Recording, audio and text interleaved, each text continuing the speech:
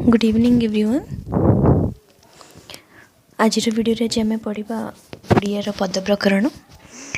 यहाँ last video रहिबो पद प्रकरण यह पूर्व आम विशेष्य विषय विशेषण एवं सर्वनाम विषय तीनोटी डिफरेंट वीडियो रे पढ़ी सारी किंतु अव्यय एवं क्रिया रु आपणकर डिटेल्स बा डेप्थ रू क्वेश्चन आसबनी। सो आम आज ओवरअली टिके समराइज करदे। चलते वीडियो स्टार्ट करवा। अव्यय कौन? जो पदगुड़िकर रूप रे विभक्ति वचन काल कारक और लिंग आदि अनुसार कौन सी परिस्थिति रे मध्य व्यय घटे नहीं। व्यय माने कौन ना परिवर्तन। व्ययर अर्थ होची परिवर्तन। तेणु जार परिवर्तन घटे नहीं, जार व्यय घटे नहीं से आपणकर अव्यय। बुझीपार्छन्ति? जार व्यय घटे नहीं से होची अव्यय। जेपरिक देखंतु ओ एवं आउ ना सीना मात्र तथापि प्रायतः क्वचित बोली ठो ठो एवं इत्यादि इत्यादि गोटे गोटे अव्यय पद। आपण ये सब पद को लगाई जदि वाक्य गठन करेंगे तेबे वाक्यटी आपणकर केउं पुरुष बा केउं काल रे व्यवहार होईछि ताहार कौनसी मध्य फरक एही पद उपरे पड़िबो नाही। जेपरिक मैं गोटे एग्जांपल आपनको दउछि, राम एवं श्याम षष्ठ श्रेणी रे पढ़ुथिले। ठीक अच्छे, आम वर्तमान कौन करदेले गोटे पूर्व काल बा अतीत कालर आम देखो गोटे अतीत काल विषय आम गोटे वाक्यटी गठन कले, राम एवं श्याम षष्ठ श्रेणी रे पढ़ुथिले। एठी हमर कौन व्यवहार होईछि? एवं पदटी व्यवहार होईछि। एटा को जदि आम वर्तमान काल को चेंज करिबा, राम एवं श्याम वर्तमान काल रे करिबा षष्ठ श्रेणी रे पढ़ुछंती, सेठी मध्य राम एवं श्याम ही लागिला।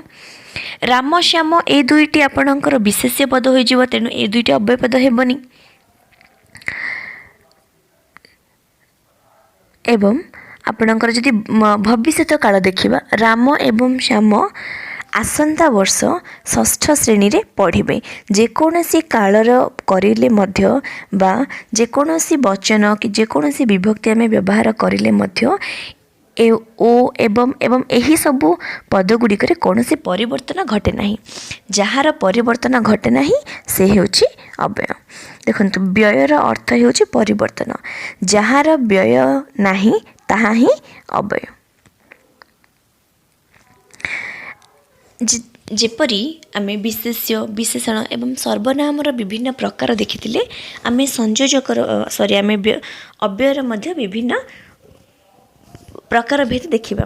किंतु अव्ययर आपणकर बहुत गुड़िए प्रकार भेद 21 टी आपणकर प्रकार भेद रही। सेथि मध्यरु समस्त अव्यय आपणक पय आवश्यक नुह। तेणु आमे आपणक परीक्षा दृष्टि जो जो अव्यय आपणक पय इम्पोर्टेंट आमे से विषय रे पढ़िबा। देखंतु म आपणक प्रैक्टिस क्वेश्चंस बेले करैबे। ए जो अव्यय क्रिया सर्वनाम आमे पढ़िले तीनोटी विशेष्य विशेषण रु तो आपणकर डिफरेंट पर्टिकुलर क्वेश्चन आसीबो, किंतु सर्वनाम अव्यय एवं क्रिया ए सबुरु आपनको केवल गोटे सेंटेंस दे देथिबो। जेपरिक लास्ट क्लास इवन कालीर क्लास में आपनको बुझेइथिली, गोटे सेंटेंस दे देथिबो वाक्य, से तळे से सेंटेंस रे किछि गोटे पद तळे आपणकर रेखांकित गार दे देथिबो एवं पचारथिबो से गार रेखांकित पदटी केउं प्रकारर पद, विशेष्य ना विशेषण, सर्वनाम ना अव्यय ना क्रिया। तेबे विशेष्य विशेषण तो आम जानिले, सर्वनामर डिटेल्स आपणकर एग्जाम रे न आसिले मध्य सर्वनाम कौन, अव्यय कौन एवं क्रिया कौन ए सब आपण जानिथिले, तार कॉन्सेप्ट को माइंड रे सेट करथिले आपण बुझी पारिबे जे सही पर्टिकुलर शब्दटी बा रेखांकित शब्दटी का अंडर रे जाउची। तेणु आमर सर्वनाम अव्यय एवं क्रिया उपरे गोटे ज्ञान आसीजिबा दरकार, गोटे संज्ञा गोटे डेफिनेशन तार आम जानिदेबा दरकार, जहाँद्वारा आम डिसाइड करिबारे आमको हेल्प मिलिबो पदटी केउं प्रकारर। देखंतु प्रथम अव्यय होची संयोजक अव्यय। जेउ अव्यय दुईटी बा दुईरु अधिक पद अथवा वाक्य को संयोजन करे, माने संयोग करे, मिसेई दिए करे, ताहाकू संयोजक अव्यय କୁହାଯାଏ। ଯେପରିକି ଆମେ ପଢ଼ିଲେ ଓ, ଏବଂ, ଆଉ, ଆହୁରି, ପୁଣି, ବି, ମଧ୍ୟ, ଫେରେ, ତଥା, ପୁନଶ୍ଚ, ପୁନର୍ବାର ଇତ୍ୟାଦି। ଦେଖନ୍ତୁ ଉଦାହରଣ ଏକ୍ଜାମ୍ପଲ୍ କିପରି ଆମେ ଦେଖିବା। ଗୀତା ଓ ସୀତା ଦୁଇ ଭଉଣୀ, ମୁଁ ଆଉ ସେ ମିଶିକରି ନାଚିବୁ। ଦେଖନ୍ତୁ ମୁଁ ନାଚିବି, ସେ ନାଚିବ। ଏଠି ଆମେ ଯେଉଁ ଓ ଲଗେଇଲେ, ଓ ଅବ୍ୟୟ ପଦଟି ବ୍ୟବହାର କଲେ, ସେ କ'ଣ କଲା ନା ଦୁଇଟି ବାକ୍ୟକୁ ସଂଯୋଗ କରିଦେଲା, ମୁଁ ଏବଂ ସେ ମିଶିକରି ନାଚିବୁ। ତେବେ ଯେଉଁ ଅବ୍ୟୟ ପଦ ଆପଣଙ୍କର ଦୁଇଟି ପଦ ବା ବାକ୍ୟକୁ ସଂଯୋଗ କରିଥାଏ ତାକୁ ଆମେ କହିବା ସଂଯୋଜକ ଅବ୍ୟୟ। ଏହାର କିଛି ଏକ୍ସଟ୍ରା ଏକ୍ଜାମ୍ପଲ୍ସ ମୁଁ ଆପଣଙ୍କ ପାଇଁ ସେଟ୍ କରିଛି। ଦେଖନ୍ତୁ ବିଧୁ ଓ ସାଧୁ ଦୁଇ ଭାଇ, ରାମଚନ୍ଦ୍ର ପିତୃସତ୍ୟ ପାଳିଲେ ଏବଂ ବନରେ 14 ବର୍ଷ ବନବାସ ଗଲେ। ଏବଂ ବାପା ସବୁବେଳେ ବହିଟିଏ ଧରି ବସିଥାନ୍ତି, ଆଉ କିଛି କରନ୍ତି ନାହିଁ। ଶୀତ ହୋଇନାହିଁ, ଆହୁରି ଡେରି ଅଛି। ଏସବୁ କ'ଣ କରୁଛି ନା ଦୁଇଟି ବାକ୍ୟକୁ ସଂଯୋଗ କରୁଛି, କେଉଁଟିରେ ଦୁଇଟି ପଦକୁ, କେଉଁଟିରେ ଦୁଇଟି ବାକ୍ୟକୁ। ଏବେ ଭୋଜି ଖାଇ ଆସିଲୁ, ପୁଣି ଖାଇବାକୁ ବାହାରିଲୁଣି। ତମେ ଅନୁରୋଧ କଲେ ବି ମୁଁ ତୁମ କଥା ଶୁଣିବି ନାହିଁ। ଏହିପରି ଭାବରେ ଆପଣ ପଢ଼ିପାରିବେ ଏବଂ ଜାଣିପାରିବେ ଯେ କିପରି ସଂଯୋଜକ ଅବ୍ୟୟ ଆପଣଙ୍କର ଦୁଇଟି ପଦ ନହେଲେ ଦୁଇଟି ବାକ୍ୟକୁ କିପରି ସଂଯୋଗ କରେ। ବିଯୋଜକ ଅବ୍ୟୟ। ଦେଖନ୍ତୁ ସଂଯୋଜକ ପରେ ବିଯୋଜକ ଆପଣ ବୁଝିପାରୁଛନ୍ତି। ସଂଯୋଜକ ଅବ୍ୟୟ ମାନେ ଦୁଇଟି ପଦ ବା ବାକ୍ୟକୁ ସଂଯୋଗ କରେ। ବିଯୋଜକର ଅର୍ଥ କ'ଣ? ଦୁଇଟି ବାକ୍ୟର ଅର୍ଥକୁ ପୃଥକ କରିବ। ଦୁଇଟା ବାକ୍ୟ ମଧ୍ୟରେ କ'ଣ ପୃଥକ ଡେଫିନେସନ୍ସ ବା ମିନିଂ ଅଛି ତାକୁ ସେ ବୁଝାଉଥିବ। ଯେଉଁ ଅବ୍ୟୟ ଦୁଇଟି ପଦ ବା ବାକ୍ୟର ଅର୍ଥକୁ ବିଯୋଗ ଅର୍ଥାତ୍ ପୃଥକ, ବିଯୋଜକ ବିଯୋଗ କରେ ଅର୍ଥାତ୍ ପୃଥକ କରେ, ତାକୁ ଆମେ ବିଯୋଜକ ଅବ୍ୟୟ କହିବା। ଯେପରିକି କିନ୍ତୁ, ମାତ୍ର, ତଥାପି, ପରନ୍ତୁ, ଅଥଚ, ବା, କିମ୍ବା ଇତ୍ୟାଦି। ଏକ୍ଜାମ୍ପଲ୍ ସେ କହିବେ ନା ମୁଁ କହିବି। ଏକରେ ତ ସେ କହିବେ, ନାଇଁ ଯଦି ମୁଁ କହିବି। ତାମାନେ କ'ଣ କଲା, ଏହି ନା ଶବ୍ଦଟି ବା ନା ଅବ୍ୟୟ ପଦଟି ଦୁଇଟି ବାକ୍ୟକୁ ଭିତରେ ପୃଥକ କଲା। ସେ କହିବେ ନହେଲେ ମୁଁ କହିବି, ମାନେ ଦୁଇ ଜଣ ଯାକ ଭିତରୁ କେହି ଜଣେ କହିବ। ଏଠି ସଂଯୋଗ ହୋଇନି, ଏଠି ବିଯୋଗ ହୋଇଛି। ଚାଲନ୍ତୁ ଏହାର କିଛି ଏକ୍ସଟ୍ରା ଏକ୍ଜାମ୍ପଲ୍ସ ଦେଖିବା। ଦେଶ ସ୍ୱାଧୀନ ହୋଇଛି କିନ୍ତୁ ଲୋକଙ୍କ ଦୁଃଖ ଦୂର ହୋଇନି। ଦେଶ ସ୍ୱାଧୀନ ହୋଇଗଲା କିନ୍ତୁ ଲୋକଙ୍କ ଦୁଃଖ ଦୂର ହୋଇପାରି ନାହିଁ। ଦୁଇଟି ଯାକ ବାକ୍ୟକୁ ସେ ପୃଥକ କରିଦେଇଛି। ସଭାରେ ଅନେକ ଆଲୋଚନା ହେଲା, ମାତ୍ର ସତ୍ୟ କଥା ବାହାରିଲା ନାହିଁ। ବହୁତ ଆଲୋଚନା ହେଲା କିନ୍ତୁ ତଥାପି ସତ୍ୟ କଥା ବାହାରିଲା ନାହିଁ। ଏଠି ମାତ୍ର ଅବ୍ୟୟଟି ମଧ୍ୟ ଦୁଇଟି ବାକ୍ୟକୁ ବିଯୋଗ କରିଦେଇଛି। ଏତେ ଔଷଧ ଖାଇଲି ତଥାପି ଦେହ ଭଲ ହେଉନି। ପରିବାରର ସମସ୍ତେ ପିଣ୍ଟୁକୁ ବୁଝାଇଲେ, ପରନ୍ତୁ ସେ ସେହି ଏକ ଜିଦିଆ ଗୁଣ ଛାଡ଼ୁନି। ବର୍ଷା ହେଲା ଅଥଚ ବେଉଷଣ ପାଇଁ ପାଣି ହେଲାନି। ସ୍ମୃତି ବା ସ୍ମିତା ଗୀତ ଗାଇବ। ସ୍ମୃତି ବା ସ୍ମିତା ଦୁଇ ଜଣ ଯାକ ଭିତରୁ କେହି ଜଣିଏ ହିଁ ଗୀତ ଗାଇବେ। ତୁମେ ସ୍ଥାନୀୟ କଲେଜରେ ପଢ଼ିବ କିମ୍ବା ବାହାରକୁ ଯିବ, ତାହା ମୋତେ କହିବ। ଦୁଇଟି ଯାକ ବାକ୍ୟକୁ, ଗୋଟିଏ ବାକ୍ୟକୁ ଅନ୍ୟ ବାକ୍ୟରୁ ସେ ପୃଥକ କରୁଛି। ଦୁଇଟା ଯାକ ଭିତରୁ ଯେକୌଣସି ଗୋଟିଏ ଜିନିଷ ହିଁ ହୋଇଛି ବା ହେବ, ଆଇଦର ହୋଇଛି ନାଇଁ ଯଦି ହେବ, କିନ୍ତୁ ଦୁଇଟି ଯାକ ଭିତରୁ କେବଳ ଗୋଟିଏ, ଅନ୍ୟଟି ଯେମିତି ସେମିତି ରହିଯିବ। ତୃତୀୟ ସମୟ ସୂଚକ ଅବ୍ୟୟ। ଦେଖନ୍ତୁ ଯେଉଁ ଅବ୍ୟୟ କାଳ ବା ସମୟକୁ ବୁଝାଏ ତାହା ସମୟ ସୂଚକ ଅବ୍ୟୟ ଅଟେ। ଯେପରିକି ଏବେ, କେବେ। ଆପଣ ଏବେ ଯିବେ ନା କେବେ ଯିବେ, ଏ ଦୁଇଟି ଦେଖିପାରୁଛନ୍ତି ଆପଣ କିଛି ସମ୍ବନ୍ଧ ଥିଲା ଭଳି ଲାଗୁଛି। ଏବେ ଯିବେ ନା କେବେ ଯିବେ, ଯୋଡ଼ା ଶବ୍ଦ। ଯେବେ ସେବେ, ଆପଣ ଯେବେ କହିବେ ମୁଁ ଆପଣଙ୍କୁ ସେବେ ଟଙ୍କା ଦେବି। ଏହି କ୍ଷଣି ଆପଣ ବିଦ୍ୟାଳୟକୁ ଯିବେ କି, बुझिपारुछंती एही सब पद गुड़ाक कौन एही क्षणी माने वर्तमान आपण जीवे कि ए सब समय को बुझौछि वर्तमान सर्वदा जेतेबेले सेतेबेले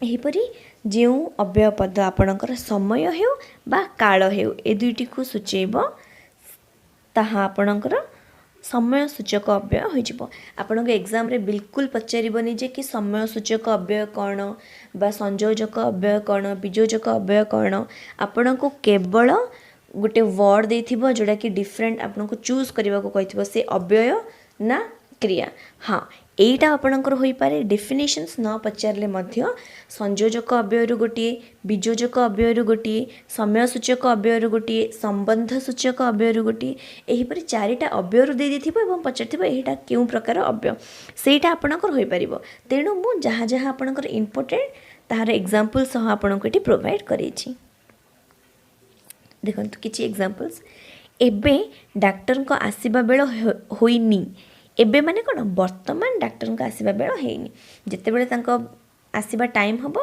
से सेते बेले आसीबे एबेटा कोन को बुझौछि वर्तमान काल को बुझौछि एही क्षणी मु कटक आसी घरे पहुँचली माने जस्ट वर्तमान संप्रति देश रे बन्या देखा देछि माने सेटा मध्ये आपनकर वर्तमान काल ही होछि संप्रति माने किछि दिन हेबो बा किछि दिन हैला चिंता न करी हठात किछि काम कर नाही हठात माने जिते बेले आपण चिंता जदि करेनि हठात गोटे काम आरंभ करदेबे जस्ट गोटे मिनिट रे सेटा कोन को आपण को बुझौछि गोटे समय को बुझौछि जेबे जीवा को हेबो सेबे मु कहिबे तो एठी जेबे एवं सेबे आपणकर समय सूचक अव्यय हो जाउछंती चलन देखिबा नेक्स्ट अव्यय कोन अछि संबोधन सूचक अव्यय संबोधन करिबा पई व्यवहृत हेउथिबा अव्यय को आमे संबोधन सूचक अव्यय कहबा जेउ अव्यय पद आपणकर संबोधन करिबा पई व्यवहृत होइथाय बा वाक्य रे व्यवहृत करा जाय थाए ताहाको आमे संबोधन सूचक अव्यय कहबा कोन कोन किपरि ही पारे हे भगवान भगवान को आमे संबोधन करिले आहे आहे सर्वमंगलकारी आहे ठाकुर को जिते बेले आपन को डका होची आपनकर आहे पद लगे कि आपनकर डका होची सेटा कोन आपनकर अव्यय पद हई हे गो आगो आपण जदि केबे कोनोसी गाँ गहली स्थान को जाइथिबे बा गाँ गहली न हेले मध्य सहर हेले मध्य किछि संप्रदायर लोक थांती जो माने कि गो को आपनकर गोटे अव्यय पद को कथावार्ता बेले प्रायतः व्यवहार करती रे आरे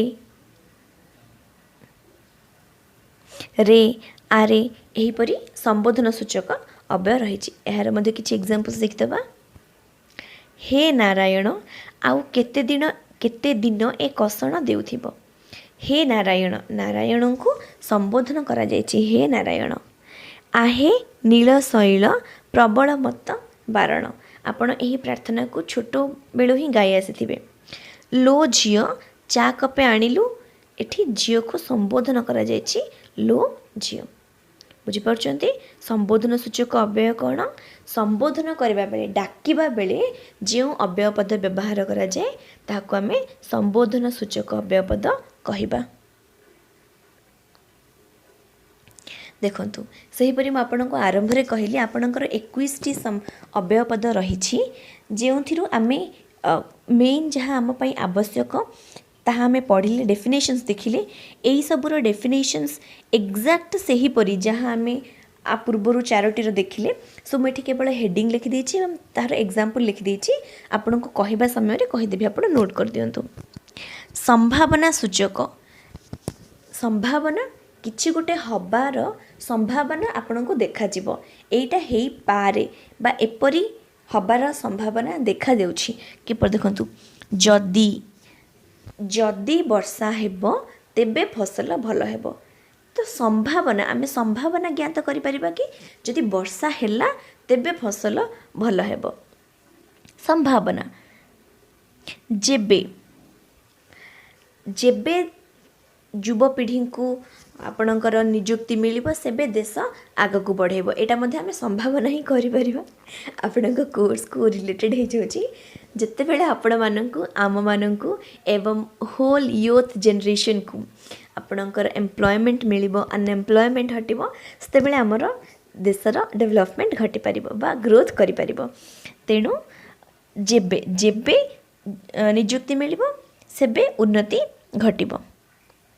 ସେହିପରି କାଳେ କାଳେ ବର୍ଷା ହୁଅନ୍ତା କି ଲୋକମାନେ ଖରା ଦାଉରୁ ମୁକ୍ତି ପାଇଯାଆନ୍ତେ।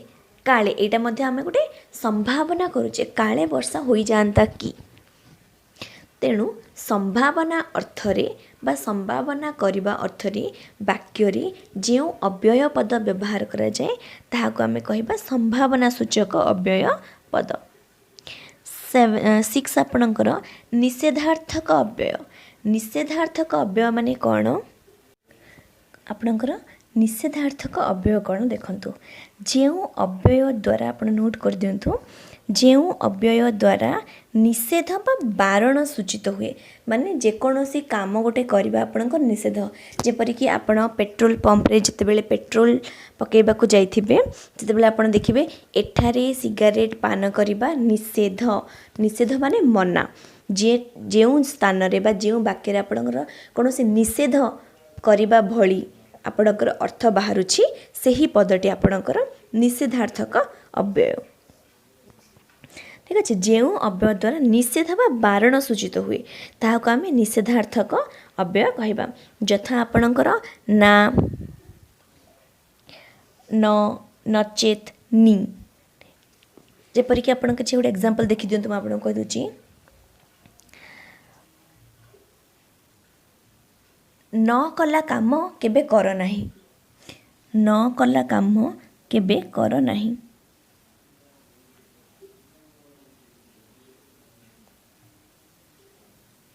ନ କଲା କାମ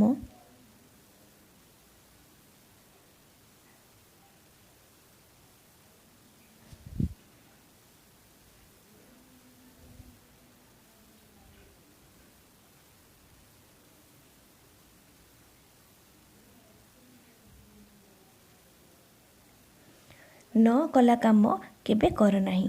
ତେବେ ଏଠି ଯେଉଁ ନ ଆପଣଙ୍କର ଲାଗିଲା ସେ ହେଇଯିବ ଆପଣଙ୍କର କ'ଣ, ମାନେ ନ କଲା କାମ କେବେ କର ନାହିଁ। ଯେଉଁ କାମ କେବେ କରିନ ସେ କାମ କର ନାହିଁ, ତାହାର ଅର୍ଥ କ'ଣ? ଏଠି ନଟା ଆପଣଙ୍କର ନିଷେଧାର୍ଥକ ଅର୍ଥରେ ପଳେଇଗଲା। ନଟା ଆପଣଙ୍କର ନିଷେଧାର୍ଥକ ଅର୍ଥରେ ପଳେଇ, ମାନେ ଏଠି ଆପଣ କହିବାର ଉଦ୍ଦେଶ୍ୟ ହେଉଛି ଏ କାମଟି ତୁମେ କର ନାହିଁ, ମନା କରାଗଲା ଯେ ଆପଣ ସେହି କାମଟି କରନ୍ତୁ ନାହିଁ। ଠିକ୍ ଅଛି। ଆପଣ ଦେଖିପାରୁଥିବେ ମୁଁ ଆଉ ଗୋଟେ ଏକ୍ଜାମ୍ପଲ୍ ଏଠି ଲେଖିଦେଇଛି, ତୁମେ ସେଠାକୁ ଯିବନି। ଏଇ ଯେଉଁ ଯିବନି ଆପଣଙ୍କର ଆସିଯାଉଛି, ଏ ମଧ୍ୟ ହେଇଯାଉଛି, ଏହା ମଧ୍ୟ ଏକ ଆପଣଙ୍କର ନିଷେଧାର୍ଥକ ଅବ୍ୟୟ। କାହିଁକି ନା ଗୋଟିଏ ଜାଗାକୁ ଯିବାକୁ ଆପଣଙ୍କୁ ନିଷେଧ କରାଯାଉଛି, ସେଠିକୁ ଆପଣ ଯିବେ ନାହିଁ। ଠିକ୍ ଅଛି। ଯେଉଁ କାର୍ଯ୍ୟକୁ କରିବା ପାଇଁ ଆପଣଙ୍କୁ ନିଷେଧ କରାଯାଉଛି ସେହି ପଦଟି ଆପଣଙ୍କର ନିଷେଧାର୍ଥକ ଅବ୍ୟୟ ପଦ। ନେକ୍ସଟ ଆସୁଛି ଆପଣଙ୍କର ସାଦୃଶ୍ୟ ବୋଧକ ଅବ୍ୟୟ। ସାଦୃଶ୍ୟ ବୋଧକ ଅବ୍ୟୟ କ'ଣ ଆପଣଙ୍କର? ଯେଉଁ ଅବ୍ୟୟ ସାଦୃଶ୍ୟ ବୁଝାଇଥାଏ, ମାନେ ଏକା ଭଳି, ତାକୁ ଆମେ ସାଦୃଶ୍ୟ ବୋଧକ ଅବ୍ୟୟ କହିବା। ଯଥା, ତଥା, ଯେପରି, ସେପରି। ଯେପରି କହିବ ମୁଁ ସେପରି କହିବି, ମାନେ ଯଦି ସେ କହିବେ ବର୍ଗଚିତ୍ର ଅଙ୍କନ କର ଆମେ ବର୍ଗଚିତ୍ର ହିଁ ଅଙ୍କନ କରିବା। ଯଦି ସେ କହିବେ ତ୍ରିଭୁଜ ଅଙ୍କନ କର ତେବେ ଆମେ କ'ଣ ଅଙ୍କନ କରିବା? ତ୍ରିଭୁଜ। ତେବେ ଏ ଦୁଇଟି ଦେଖନ୍ତୁ, ତେବେ ଏ ଦୁଇଟି ମଧ୍ୟରେ ସାଦୃଶ୍ୟ ରହିଲା ଏବଂ ଏହି ଦୁଇଟି ଚିତ୍ର ମଧ୍ୟରେ ମଧ୍ୟ ସାଦୃଶ୍ୟ ରହିଲା। ସାଦୃଶ୍ୟ ବୋଧକ ଅବ୍ୟୟର ଅର୍ଥ ହେଉଛି ଯେଉଁ ଅବ୍ୟୟ ଆପଣଙ୍କ ସାଦୃଶ୍ୟକୁ ବୁଝାଉଥାଏ, ମାନେ ଏକା ଭଳି କିଛି କରିବାକୁ କହୁଥାଏ, ସେହି ପଦ ଆପଣଙ୍କର କ'ଣ ହୋଇଯିବ? ସାଦୃଶ୍ୟ ବୋଧକ ଅବ୍ୟୟ। ଏପରି, ସେପରି, ଏମନ୍ତ, ଯେମନ୍ତ। ଆପଣଙ୍କର ଏକ୍ଜାମ୍ପଲ୍ ଆପଣଙ୍କର ହେଇପାରେ ଯେପରିକି ଏମିତି ହେବ ବୋଲି ମୁଁ ଆଗକୁ ଅନୁମାନ କରୁଥିଲି ବା କରିଥିଲି। କେମିତି ହେବ ବୋଲି? ଗୋଟିଏ ଘଟଣା ଘଟିଗଲା ତେବେ ସେ କହିଲେ ଯେ ଏମିତି ହେବ ବୋଲି ମୁଁ ଆଗରୁ ଅନୁମାନ କରୁଥିଲି।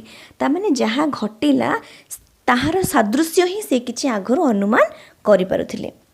आपणकर आ गोटे एग्जांपल देखि दियंतु जेपरि कि आपणकर हे परिबो राम परी गुणर पिलाटी केही नाही माने रामर जो गुण अच्छी से ही गुण परी आउ केही नाही ता माने कोन गुटी सादृश्य ही कहा जायछि।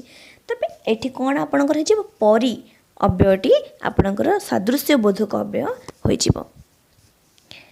नेक्स्ट आसला आपणक विप्सार्थक अव्यय। विप्सार्थक अव्यय कौन कौन जाउछन्ति बारंबार पुनः पुनः घन घन थरकु थर हाँ लगातार पुनर्बार अर्थ जो काम करने बारंबार गोटे पद व्यवहार कराई माने वाक्य रे एमिति गोटे पद थिबो जहाँ को पढ़िले आपण कार्यटी बारंबार करने कह जाइए आपण बुझी पारुथिबे। माने जो अव्यय बारंबार अर्थ प्रकाश करिबारे आपनको सहाय्य करे से होची आपणकर विप्सार्थक अव्यय। जेपरि कि देखंतु बारंबार बारंबार अर्थ कौन गोटे कार्य को आपनको गोटे पुणी थे करने को कह जापरी पुनः पुनः अर्थ मध्य बारंबार घन घन आपण भाषा कहते कि घन घन मेघ आसिलानी घन घन फोन आसिलानी माने कौन गोटे पर आउ गोटे तापर आउ गोटे यहीपरि भाव में बारंबार आसवा को ही बारंबार आसवा अर्थरे जो पदटी आपणकर व्यवहार होइथिबो जो अव्ययटी से हिजबा आपणकर विप्सार्थक अव्यय। नेक्स्ट आपणकर विस्मय सूचक अव्यय ना रु ही आपणकर टाइटल रु ही बुझा पड़ुची जो अव्यय पदटी किछि विस्मय सूचक भली आपणको लागुथिबो विस्मय सूचक भाव प्रकाश करुथिबो से हिजबा आपणकर विस्मय सूचक अव्यय। एवं एहार अन्य गोटे नाम मध्ये अछि भाववाचक अव्यय। अन्य नाटी कोन भाववाचक अव्यय।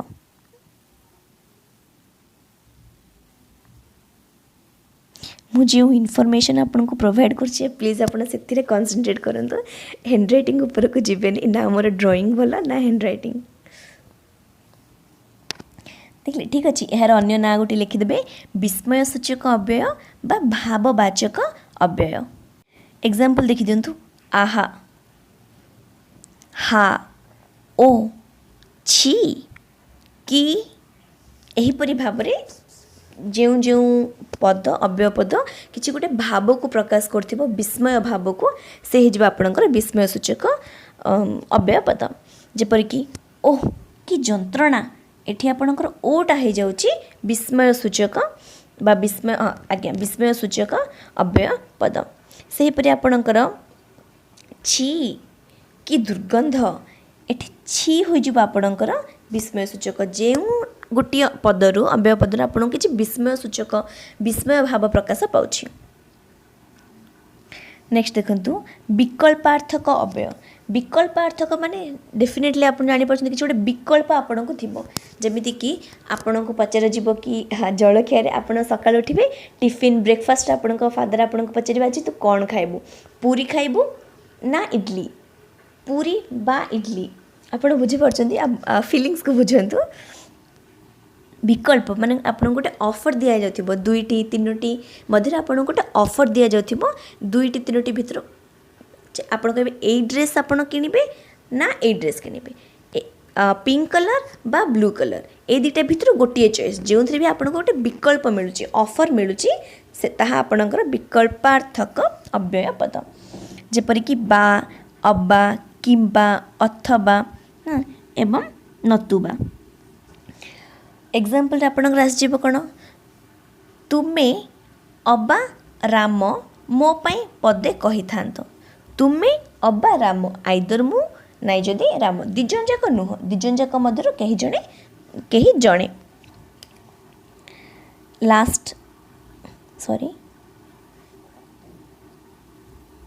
लास्ट आपणकर हो जाउछि प्रश्नसूचक अव्यय। प्रश्नसूचक अव्यय कौन ना जो अव्यय पद शुणिला पर आपण गोटे प्रश्न पचारला भली आपण को बुझा पड़िबो से हिजबा आपणकर प्रश्नसूचक अव्यय पद। कहा को किछि पचारिबा हेउ बा प्रश्न करिबा समय रे व्यवहृत हेबा अव्यय पदटा ही आपणकर हिजबो प्रश्नसूचक अव्यय पद जहाँ प्रश्न करने जो अव्यय पद आप व्यवहार करती। एवं ए सबू किछि अव्यय पद आपणकर ओडिया भाषा ही आम व्यवहार कर शुणी पारे जहाँ जीक भी आपड़ देखिले जेतिकी सेतिकी अबा बा किंबा ए सब हमर ओडिया भाषा ही आसीछि ए सब बाहर कौन सी भाषा आसी नाही जेपरिक एठी आपण देखिए प्रश्नसूचक अव्यय कि कौन तो टिकी परा किया कि पाई ठीक अच्छे आपण ये देखिपुंट देखिपे ये सब आपंकर ओडिया भाषा ही आसे एवं जिते जिते आम अव्ययपद पढ़िले से सबुथिरे जो जो प्रकार अव्ययपद अच्छी एवं किंबा ओ ना अबा जेमिति सेमिति ए सब आप जापर पद शुणिकी जे यह कौन सी बाहर शब्द आसी ना यह हूँ आम ओडिया भाषा ही ये सब आसी यार एग्जाम्पल हो जापर तू परा पूरी जीवु आपणकर गोटे क्वेश्चन मार्क एठी आसी जाउची तू परा पूरी जीवु तो पराटा एठी आपणकर कौन हो गला प्रश्नसूचक अव्यय अन्य गोटे एग्जाम्पल जदि आम देखा आगे फॉर एग्जाम्पल 1 मिनिट जमीक आम भाव भिकारी को भिक मुठे देउछ तो भिकारी को भिक मुठे देउछ तो एठी आपणकर तटा शेष को लगे एवं क्वेश्चन मार्क आसो भिकारी को भिक मुठे देउछ तो तटा आपणकर पूरा संपूर्ण वाक्य को शेष जो आम त लगेदेले तटा पूरा संपूर्ण वाक्य को एक प्रश्न रे परिवर्तन करदेला देखुं तेज आपणकर त ये हो प्रश्नसूचक अव्यय क्रिया देखंतु एठी आपणकर अव्ययर समाप्ति घटला सरिला यापर आपणकर क्रमबोधक अव्यय जहाँ कि आपणकर क्रम को गोटे बुझाऊ थाए कौन सी कार्यर क्रम को बुझेब से क्रमबोधक अव्यय देन आपणकर शब्दानुकारी अव्यय माने शब्द बा ध्वनि को अनुकरण करथिबा अव्यय को शब्दानुकारी अव्यय आलंकारिक अव्यय माने गोटे आपणकर वाक्य थी तार सौंदर्य को वृद्धि करने जदि आपण किसी गोटे अलग पद लगेले जेपरिक आम गोटे एग्जाम्पल आपको दूसरी मु केवल न कहीकि भल भल खाद्य करुच तो भल रोषे करुच तो यहाँ आपण को न कहीकि मु कहबी अरे वाह भारी बढ़िया रोषे करुच तो ये अरे वाह भारी ये सब आपणकर कौन अलंकारिक अव्यय हो जहाँद्वारा कि वाक्यर सौंदर्यटा अधिक आपणकर एक्सप्रेस हो पार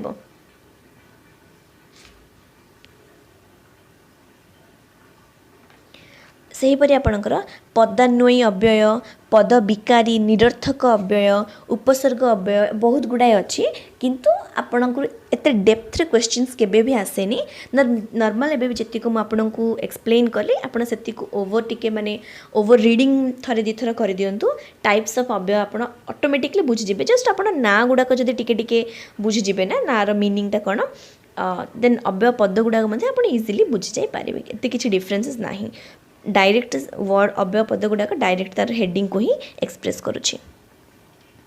नेक्स्ट देखिए देखंतु क्रिया अव्यय आमर हो गला विशेष्य कंप्लीट विशेषण कंप्लीट सर्वनाम अव्यय लास्ट आमर रहिला क्रिया कर्ता कौन करुछि यह जो पद द्वारा बुझा जाए से होछि क्रिया देखंतु मु प्रथम आपन को कहि दोछि क्रिया विषय आम एते डेप्थ डीपली आम किछि पढ़िबानी जस्ट क्रिया कौन केते प्रकार बा तार किछि प्रकार भेद अच्छी ना नहीं बहुत प्रकार भेद आमर क्रिया मध्य अच्छी सकर्मक क्रिया अकर्मक क्रिया द्विकर्मक क्रिया जोग क्रिया आम से एते सब डिटेल्स पढ़िबानी जहाँ आम एग्जाम जानिबा दरकार जे क्रिया कौन एवं जदि गोटे पद देइथिबा आपणकर केमिति जानिबा से किछि गोटे क्रिया बोली एति कहि आम आज पढ़िबा माने वाक्य रे कर्ता गोटे थिबो एवं से कौन करुछि जहाँ करिबार आपनको जना पड़ुथिबो सूचना मिलुथिबो सेही करिबाटा हेउछि आपणकर क्रिया जेउ पद माध्यम रे कोनोसी कार्यर निर्दिष्ट अर्थ बुझा जाए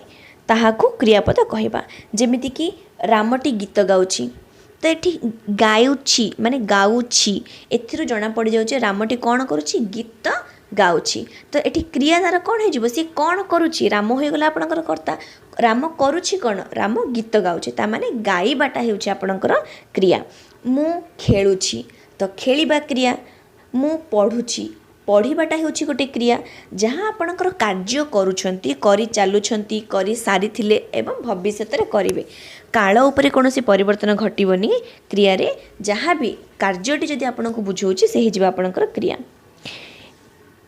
देखो मु रेड मार्क करके दूची एटा मन रखिबे क्रियार मूल रूप को कौन कह जाए एग्जाम रे पचारछि एवं आगको मध्य पचारिबो क्रियार मूल रूप को कौन कह जाए क्रियार मूल रूप को धातु कह जाए तेबे क्रियाटी किपरि गठन हेउछि धातु सहित कालसूचक विभक्ति और पुरुष वचन सूचक विभक्ति जोग हुई क्रियापद गठित हुए यह कौन आमे नेक्स्ट स्लाइड रे चलंतु देखिबा देखंतु मु कहली क्रियाटी क्रियार मूल रूपटी आमे कौन बोली कहले धातु प्रथमे आपणकर धातु आसीजिवो खा यहाँ पर आसीजिवो कालसूचक विभक्ति इल आपण कालसूचक विभक्ति माने कौ काल अतीत काल पूर्व काल इलटा आपणकर केउ काल जेतेबेले आमे विभक्ति पढ़िबा सेतेबेले आमे तार विभक्ति मध्ये जानि परिबा केउ सूचक केउ काल केउ विभक्ति आमे से विषय रे मध्ये जानिबा कालसूचक विभक्ति इलटा हेउची आपणकर अतीत काल विभक्ति एवं पुरुष वचन सूचक विभक्ति कौन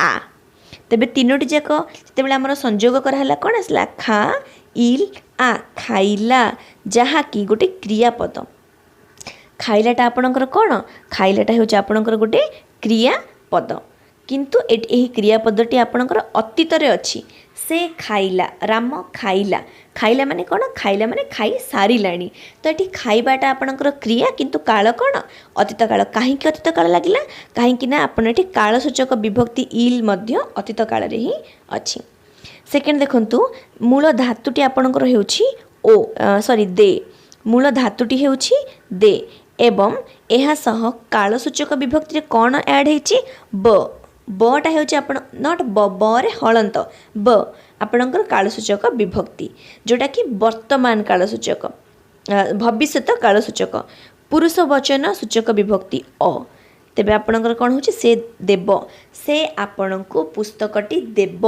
तार अर्थ वर्तमान पर्यंत देई नाही ता माने एटा को काल हेजिबो भविष्यत काल सेपरि मूल धातु खेल कालसूचक विभक्ति अंत एवं आपणकर पुरुष वचन सूचक विभक्ति इ खेलंती जोटा कि आपणकर वर्तमान तेबे अंत आपणकर केउ काल हेजिबो वर्तमान काल होइजिबो देखंतु आपणको एग्जाम रे एबे जो मु आपणको मूल धातु एवं कालसूचक विभक्ति पुरुष वचन सूचक विभक्ति पढ़ेली से सब आपणको पचारिबनी आर ठीक उत्तरटी बाछि लेख किपरि मूल धातु किपरि कालसूचक विभक्ति किपरि पुरुष वचन सूचक विभक्ति ऐड हेकि आपणकर क्रियापद होइछि सेटा आपणको बिल्कुल पचारिबनी बस क्रियाटी आपणकर क्रियापदटी किपरि होइथाउछि ताहा आपणको जस्ट जानिबा पे मु गोटा आपणको एठी ता विषय किछि इन्फॉर्मेशन पुट करिछि ओडिया भाषा रे आपण एटा मन रखिबे ओडिया भाषा रे केते प्रकार प्राथमिक धातु थाए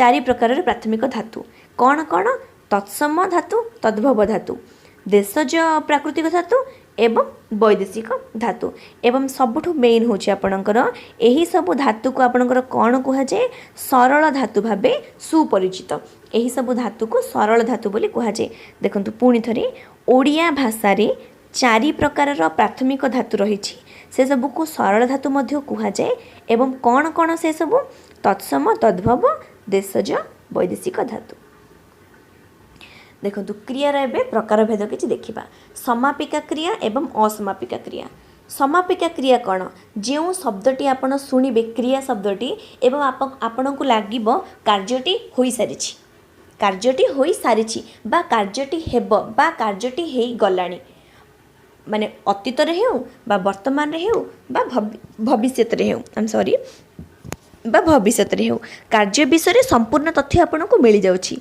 से हे जिबा आपनकर समापिका क्रिया देखंतु जेउ क्रियापद द्वारा वाक्य शेष हुए ताहाको आमे समापिका क्रिया बोली कहू कोन जेपरि कि आपनकर सिंह धरिबी मु क्षीर खाइब तुमे माने सिंह मु धरिबी धरिबार अर्थ कोन आपण जानछन गोटे क्रिया तो एठी धरिबार अर्थ जना पड़ीगला धरिबाटा हेउची आपणकर समापिका क्रिया सेकेंड देखंतु खल वचन यथा सहे सुजन आई मीन जे सुजन व्यक्ति से खल मानकर माने दुप्रकृति लोक मानकर वचन कटु वचन को मध्य सही जाए तेबे सहेटा कौन सहिबा को आपणकर बुझेदेला तेणु ए हे जिबा आपणकर समापिका क्रिया किंतु जेतेबेले आपण असमापिका क्रिया पढ़िबे आपण टिके डिटेल्स ले बुझी पाड़िबे देखो जो क्रियापद द्वारा वाक्यर असमाप्ति उपलब्ध हुए माने वाक्यटी सरीनी जेपरिक असमाप्ति उपलब्ध हुए ताको आमे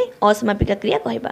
देखो एग्जांपल बहु पानी आनी जाई अच्छी पानी आनी आनीबाटा आपण देखो बहु आपणकर विशेष्य बा कर्ता हो जाउछि पानी आपणकर माने आपणकर क्रिया तो होई परिबोनी तो कौन एठी क्रिया हबो आनी एठी आनी आपण देखंतु बहु पानी आनी जाई अछि आनी रु आनी बे माने वर्तमान आनी छंती बा आनी सारिले बा भविष्यत रे आनीबे तीनोटी जाक काल मध्यरु कौनसिटे मध्य सूचना मिलुनी पानी आनी केवल आनी ए हेउछि आपणकर असमापिका क्रिया माने कार्यटी समाप्त होई नाही आपण बुझी पारछन्ते कार्यटी कोन होई नाही समाप्त होई पार नाही बहु पानी आनी जाइछन्ती से पानी आनिले ना आनिबे ना आनी सारलेनी ए तीनटा मध्यरु कौनसी मध्य सिटी बुझा पड़ो नाही। द्वितीयटी देखंतु भिकारी भिक मागी आसीछि मागी मागुछि जदि कहि थान्ते ताहाले क्रियाटी चलीछि से क्रियाटी होउछि मागुछि किंतु मागी मागी मध्य आपणकर एक असमापिका क्रिया हो जाउछि क्रियार समाप्ति विषय रे सूचना देउ नाही तेणु से एक असमापिका क्रिया। नेक्स्ट आपणकर आसिला मिश्र एवं अमिश्र क्रिया एवं अमिश्र क्रिया सीधा सीधा आपणकर सरल उपाय दुईटी पदरे प्रकाशित क्रिया को मिश्र क्रिया दुईटी पदरे प्रकाशित होथिबो दर्शन कले दुईटी पद उदय हेब दुईटी पद धावन कला दुईटी रचना करिछि दुईटी श्रवण करुछि दुईटी पद बिक्री करुछि दुईटी दुईटी पदरे जदि प्रकाशित हेउछि तेबे से हे जिबा आपणकर मिश्र क्रिया एवं अमिश्र क्रिया कोन हे जिबा जहा कि गोटिए पदरे प्रकाश करुछि जेपरिक देखिले धाइला शुणुछि बिकुछि डका जाइछि उइब ठीक अछि आपण मिश्र एवं अमिश्र क्रिया बुझी पारथिबे यार किछि अत्यधिक आपणकर किछि लेंदी नुह बहुत इजी टू एक्सप्लेन एटा कि जदि वन वर्ड रे आपणकर एक्सप्लेन करा हेछि क्रिया को एक्टिविटी को आपणकर कोन हे जिवो सी आपणकर होई जिवो अमिश्र क्रिया एवं जदि दुईटी पदरे आपणकर एक्सप्रेस करा हेछि तबे हे जिवो से मिश्र क्रिया। नेक्स्ट थैंक यू एही चैप्टर द्वारा क्रिया सरी अव्यय एवं क्रिया सरीबा द्वारा पदर सबगुड़ाक आपणकर सरीगला। नेक्स्ट क्लास रे आमे कारक विभक्ति स्टार्ट करबा से मध्य निज भितर एक lengthy topic so don't be bore हुअंतुनी नोट धरंतु भल से प्रिपेयर करंतु and I wish you all the very best to all the students आपण एग्जाम क्रैक कर दियंतु एवं निजे कैरियर ड्रीम जॉब आपण पाई जांतु। Thank you.